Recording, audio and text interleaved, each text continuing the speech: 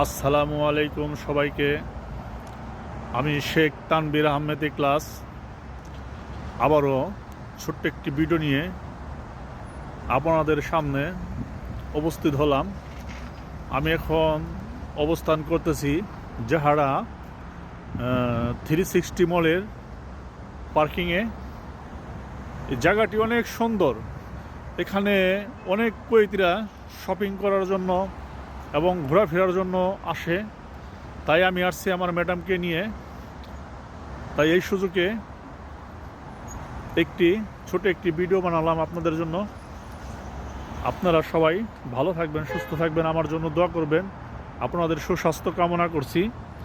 মাঝে মাঝে জানি এমন ছোট ছোট ভিডিও বানিয়ে আপনাদেরকে বিনোদন দিতে পারি। আমার জন্য দোয়া করবেন।